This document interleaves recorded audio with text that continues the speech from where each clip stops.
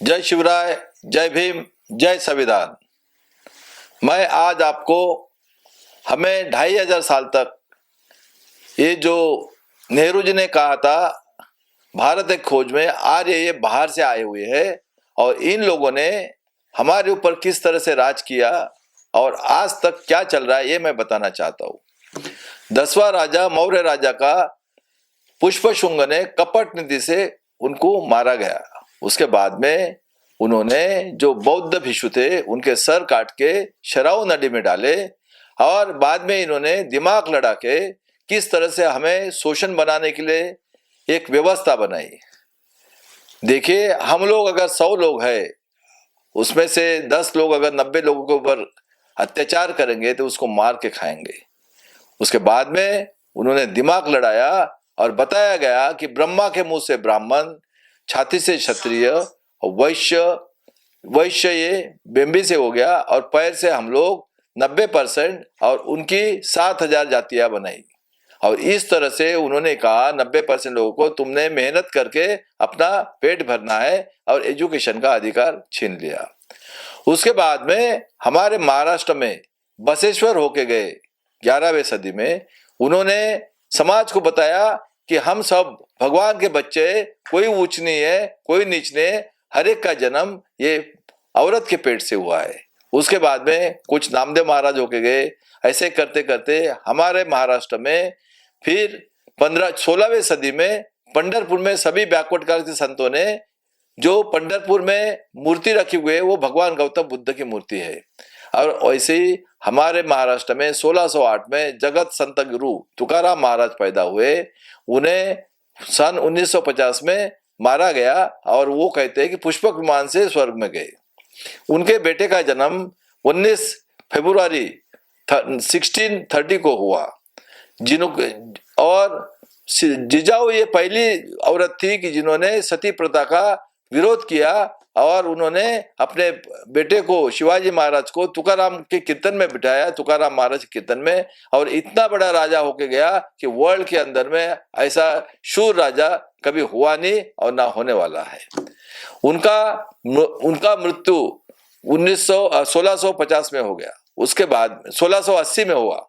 उसके बाद में 1657 में संभाजी महाराज का जन्म हुआ है, जिन्होंने 12 ग्रंथ लिखे और उनका कपट नीति से, और उन्होंने जिंदगी में कभी भी लड़ाई नहीं हारी है। और उनका 32वें साल में कपट नीति से पकड़ के उनके 32 टुकड़े किए गए। और जो महाराष्ट्र में गुड़ी पाड़वा मनाया जाता है, वो जो ऊपर में जो गुड़ी और ये रहता है, एक पानी पीने का जो गड़वा रहता है, उसको वो संभाजी का सर जो काट लिया उसको वो मनाते हैं।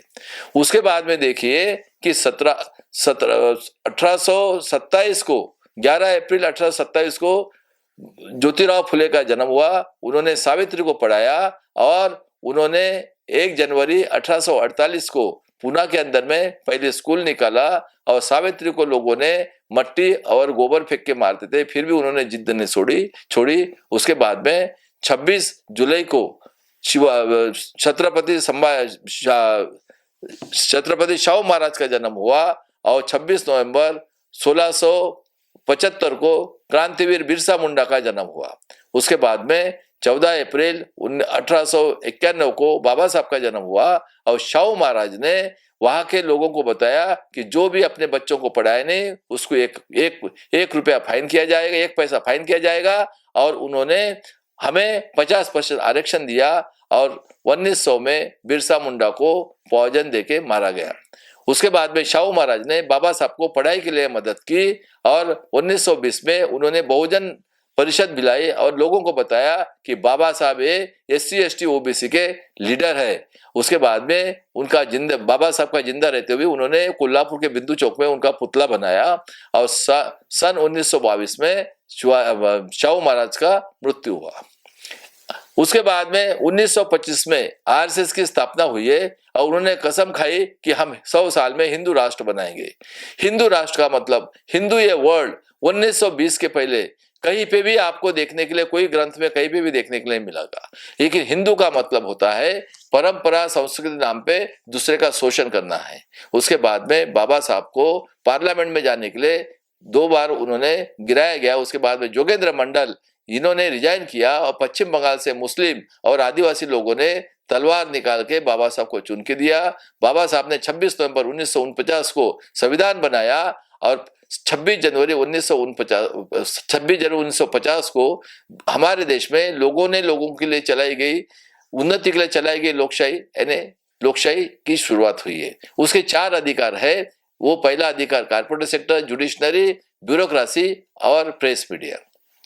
उसके बाद में बाबा साहब ने बताया कि ये जो देश चलेगा ये लोगों से टैक्स वसूल करके चलेगा। और बाबा साहब ने हमें एक मत का जो अधिकार दिया है वो स्वाभिमान से जीने के लिए, हमें स्वाभिमान शिवाजी महाराज ने पढ़ाया, क्योंकि शिवाजी महाराज के सरदार ये मुस्लिम थे और 18 पगड़ जाति के लोग थे। उन्होंने किसी के साथ भी अन्याय नहीं किया। उसका एक एग्जाम्पल करके उनके दुश्मन की, उनके सरदारों ने एक सुंदर सुंदर औरत को लाए थे। उस टाइम में शिवाजी महाराज ने बोला खबरदार अगर उस औरत को किसी ने हाथ लगाया था तो उसको रिस्पेक्ट के साथ उन्होंने वापस कर दिया।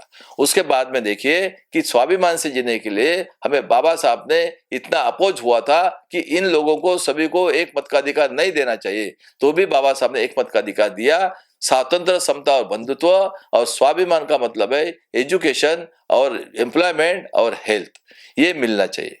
अभी मैं आपको 50 के पहले इस देश के 85% लोगों की हालत क्या थी ये बताना चाहता हूं। अभी देखिए हम कुत्ता, बिल्ली और पशु पालते हैं, उसके बाद में हम लोग उसको दाना पानी खिलाते हैं और जो गांव के अंदर घूमते हैं वो बेचारे को कभी दाना मिलता है, पानी मिलता है और मर जाते हैं। अभी मैं आपको हमारा ब्रेन कहाँ पे था उस टाइम में, सोच, वो मैं बताना चाहता हूँ एग्जाम्पल के साथ। आज हमारी लड़की कहते हैं कि मुझे बच्चा नहीं चाहिए, तो उससे बच्चा नहीं होता है। हमारी माँ ने अगर कहा रहता कि मुझे बच्चा दे, हम पैदा भी नहीं होते और बाप ने मेहनत करके हमें पढ़ाया नहीं होता। ये दोनों का वर्ल्ड के अंदर में माता और पिता का हमारे ऊपर उपकार है। लेकिन देखिए कुम्हार ने मट्टी को आकार दिया, उसके बाद में एक पत्थर फोड़ने वाले ने पत्थर को आकार दिया और 7 साल के बच्चे को बोला पेन और कागज इसके ऊपर लिख। पत्थर, मट्टी, पेन और कागज ये सजीव, ये निर्जीव है। ये कभी भी हमारे पिताजी सजीव थे, उनसे ज्यादा उनका उपकार नहीं हो सकता है। उसके बाद में और मैं एक एग्जांपल देना चाहता हूं कि आपकी सोच कहां पे थी। देखिए हम लोग चावल, गेहूं और ज्वारी को प्लास्टिक का डाल देते हैं डिटो, और एक रबर के पीस को चिकन का पिज्जा बनाते हैं। आप देखिए पक्षी जो होता है वो उसको खाएगा भी नहीं और कुत्ता भी उसको खाएगा नहीं। इसका मतलब है कि हमारा ब्रेन शोषण कर करके हमारे सोच को कुत्ती और बिल्ली के नीचे लाके रखा था। हमारे समाज में कुछ जाति के लोग आरएसएस में जाते थे टोपी पहन के। देखिए उन लोगों के पास इतनी प्रॉपर्टी थी कि 1000 एकड़ जमीन, 500 एकड़ जमीन, 100 एकड़ जमीन, और वो पढ़े लिखे थे। उन्हीं के कास्ट के अगर लोग कोई पढ़ा लिखा रहता था तो उसके साथ बात करना यानी वो अछूत समझते थे। 1950 के बाद में हमारे देश में डेमोक्रेसी की शुरुआत हुई। उस टाइम में SC ST के लोग पढ़े लिखे नहीं थे, वो जो खासदार आमदार होने लगे वो लोगों के PA जो थे ये पढ़े लिखे लोग ही थे, ये PA होने लगे। उसके बाद में देखिए बाबा साहब ने 51 में रिजाइन किया हिंदू कोड बिल और कालेकर राय को, और 6 दिसंबर 1956 को बाबा साहब चल बसे। उसके बाद में मेरा जन्म 59 में हुआ है। मैंने जो देखा है वो मैं आपको बताना चाहता हूँ।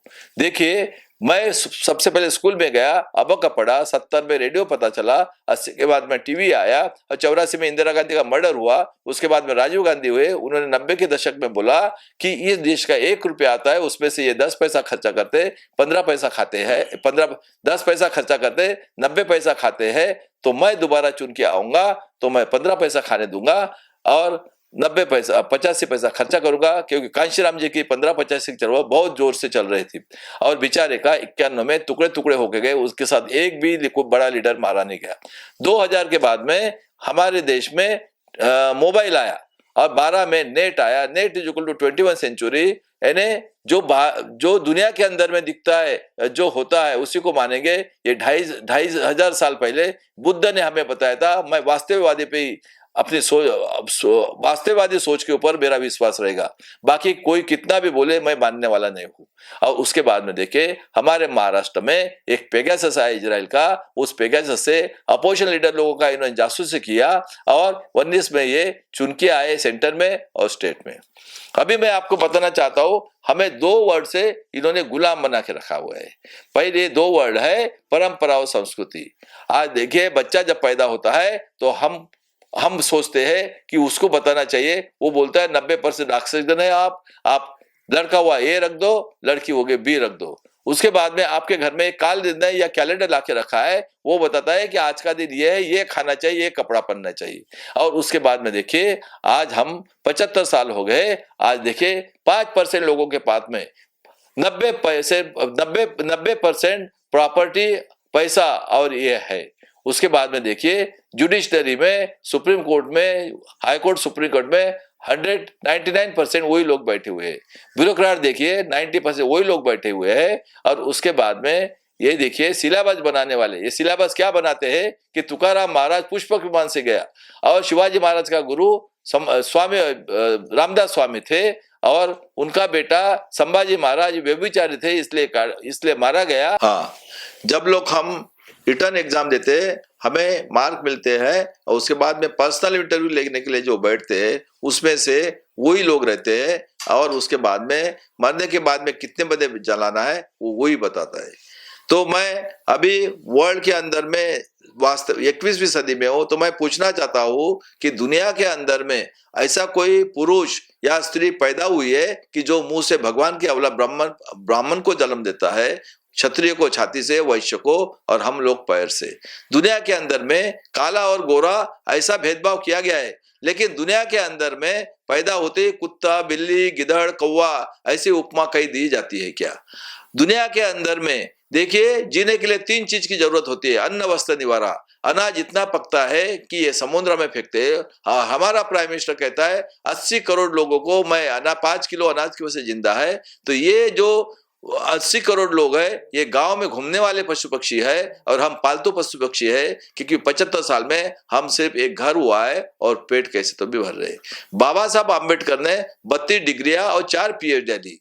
इतना नॉलेज लेके दुनिया में उनके नॉलेज से लोग आगे जा रहे हैं। और हमारे देश में देखिए जो बाबा साहब ने हमें स्वाभिमान ने जीने के लिए जो अधिकार दिया है, वो अधिकार उन्होंने ईवीएम मशीन में पैक करके दिया है। मनुस्मृति ये भी काल्पनिक थी और ये जो है ईवीएम मशीन ये भी काल्पनिक है। और हमारे आरएसएस के संस्थापक, आरएसएस के अध्यक्ष जो कहते हैं भागवत साहब कि 2000 साल से हमने जाति व्यवस्था बनाई और आप लोगों का हम ही लोगों ने शोषण किया है। अभी मैं उसके बाद में आपको 4 ऐसे कानून बनाए हैं उन्होंने कि जिसमें आपका सब कुछ छीना जाएगा। पहला कानून खेती का देख लीजिए, 2020 में कानून बनाने के बाद में हमारे देश के खेती वाले लोग 14 महीने तक बारिश, धूप, ठंडी में बैठे रहे और वो कानून वापस लिया गया। अगर हमारे देश में विदर्भ का संतरा 40 रुपए किलो का और एप्पल 40 रुपए किलो का हम 200 रुपए खाते हैं। और भाई साहब अगर ये बिल पास हो गया तो 200 रुपए किलो गू और 300 किलो चावल खाना पड़ेगा।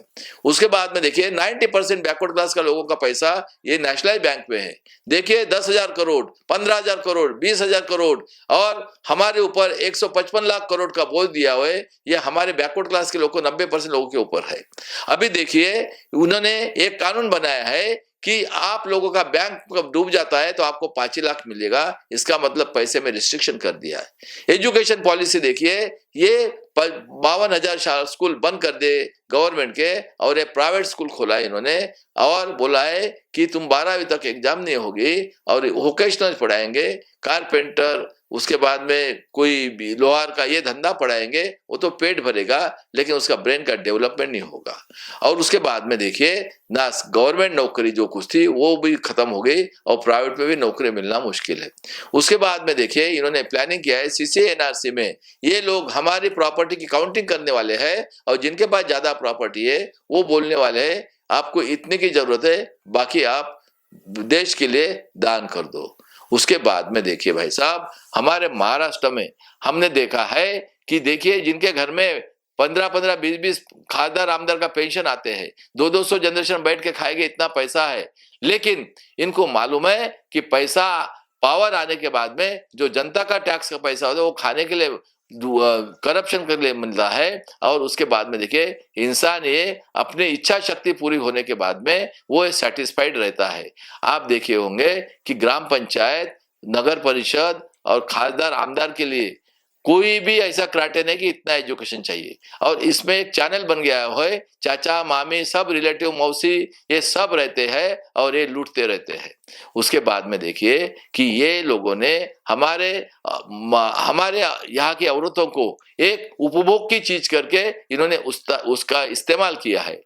आज मैं आपको एक एग्जाम्पल के नाम पे बताना चाहता हूँ कि मणिपुर की लड़कियों का कपड़ा उतारा गया, लेकिन एक भी संसद चल रही थी, किसी के मुंह से भी आवाज तक नहीं निकला। इसका मतलब जो पहले परिस्थिति, ये स्त्री को स्त्री मानने के लिए तैयार ही नहीं है।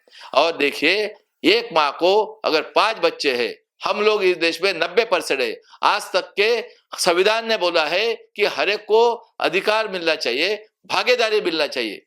देखिए भाई, आप सोचिए मेरे देश के वासियों 90% लोगों को बैकवर्ड, क्या आपको भागीदारी मिली है? अगर ये ईवीएम नहीं हटाएगी तो ये लोग हमें गुलाम बनाने वाले हैं और हमारे एजुकेशन, पैसा और हमारी प्रॉपर्टी छिनके और ये खेती का बिल पास करके हमें भूखे मरने के लिए मजबूर करने वाला है। अभी वक्त है, अभी ये जो मनुस्मृति है ईवीएम मशीन, इसको हटाने के लिए पूरे देश के लोगों को मैं आह्वान करना चाहता हूं कि यही वक्त है, क्योंकि बाबा साहब ने बोला है कि अन्याय करने वाले से अन्याय सहन करने वाला ज्यादा पापी होता है। बाबा साहब ने बोला है गुलामों को गुलामों की जानकारी कर दो, बाद में आप वो गुलाम उठ के आंदोलन करेगा। बाबा साहब ने बोला है पढ़ो संगठित हो, पढ़ो सुशिक्षित हो और संगठित हो। बाबा साहब ने बोला है 100 दिन भेड़ बकरे के समान जीने से एक दिन आप शेर के समान जियो। और बाबा साहब ने बोला है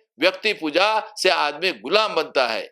इसीलिए मैं कहना चाहता हूं कि हम लोग भगवान गौतम बुद्ध के दिखाए अहिंसा के मार्ग से अभी हमें रास्ते पे आके आंदोलन करना है। नहीं तो ये हमें जो दिया है, हमें संतों की, कई संतों की और महापुरुषों की जो आहुति देके हमें जो डेमोक्रेसी मिली है, ये खत्म करने वाली है। और ये लोग हमें देखिए इतने सालों से हमारा शोषण किया, फिर भी इन लोगों की आदत देगी 75 साल में फिर से ये हमें गुलाम बनाना चाहते हैं। और इस देश में कभी भी शाहू फुले आंबेडकर या शिवाजी महाराज पैदा होने वाला नहीं है। इसीलिए मैं हर एक इंसान को बोलता हूं कि जो कुछ मैंने बताया सही है क्या गलत है, ये समझ के आप अभी आगे के बारे में सोचिए, क्योंकि हमारे पास सिर्फ 3 महीने का टाइम है। उसके बाद में कोई भी यहाँ पे ना शिवाजी महाराज पैदा होने वाला है और बाबा साहब पैदा होने वाले हैं।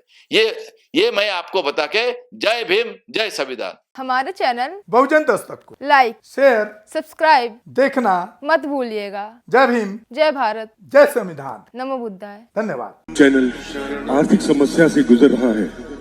अगर आप बहुजन समाज में बाबा साहेब अम्बेडकर और तथागत बुद्ध की विचारधारा को अधिक से अधिक लोगों तक पहुंचाना चाहते हैं तो हमें आर्थिक सहयोग प्रदान करें, ताकि हम अपने चैनल के माध्यम से देश विदेश में समता, बंधुता, एकता और संवैधानिक अधिकारों को ज्यादा से ज्यादा लोगों तक पहुंचा सकें। आप अपनी सहायता राशि नीचे लिखे खाते में जमा करा सकते हैं। खाता धारक गौतम रत्ना, खाता संख्या 3169576865 IFSC कोड SBIN 0060336, बैंक भारतीय स्टेट बैंक। आप हमारे बैंक खाते का विवरण स्क्रीन पर भी देख सकते हैं। जय भीम, जय भीम। मैं गौतम रत्ना आपका बहुजन फिल्म प्रोडक्शन में स्वागत करता हूं और आप हमारे प्रोडक्शन हाउस के अंदर अपना कैरियर बना सकते हैं as a film director, as a producer and actor and actress and editor and cinematographer also. अगर आपको फिल्म से रिलेटेड कुछ भी प्रोजेक्ट आपको बनवाना है तो हमारे पास में पूरा सेटअप है, जिसमें फिल्म कैमरा है, शूटिंग लाइट्स है, और एडिटिंग है, सारा A to Z एक ही जगह पर आपको हमारे यहाँ पर मिल जाएगा। तो दोस्तों आप हमें कांटेक्ट कर सकते हैं हमारे नंबर्स पर 9810085714 और 8510005714। हमारे वेबसाइट पे विजिट कर सकते हैं www.filmserviceindia.com और हमें मेल भी कर सकते हैं gautamfilmsproduction@gmail.com पर। धन्यवाद।